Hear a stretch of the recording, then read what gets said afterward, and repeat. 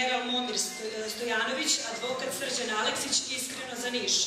Danas će vam se predstavnici ove grupe obratiti i upoznati vas sa idejama za opštinu Pantelej. Kandidat za predsednika opštine Pantelej je čovek koji će vam se prvi obratiti. Pozivam gospodina Dragana Nikolića, nosioca liste na opštini Pantelej.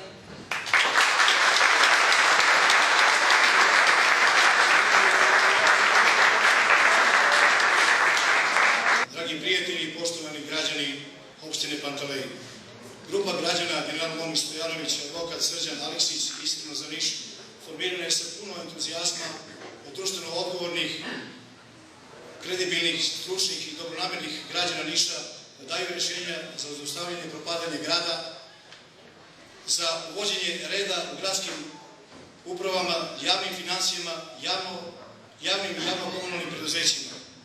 Mnogi stručnjaci svih profesija sa puno iskustva rade na razvoju naših ideja. Posebno treba istaći da se veliki broj omladine uključuje u našu iskrenu priču. Omladina je naša budućnost i velika motivacija. Opština Pantelej je jedna od najvećih u gradu sa preko 50.000 stanovnika i sa 12 okolnih sela.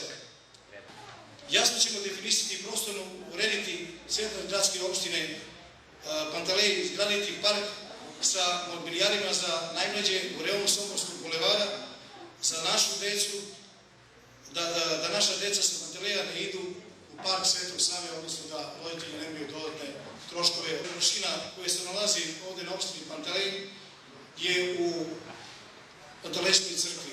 To je sasvim malo i nedovoljno.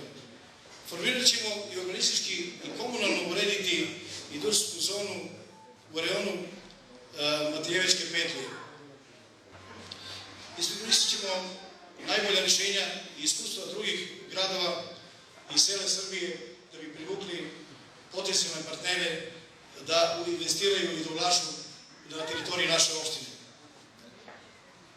Takođe ćemo otvoriti i berzu poljoprivrednih proizvoda u reonu Malčanske petlje i na taj način omogućiti individualnim poljoprivrednim proizvođačima da lakše plasiraju svoju robu, odnosno svoje proizvode, takozvanu plantašku pijacu.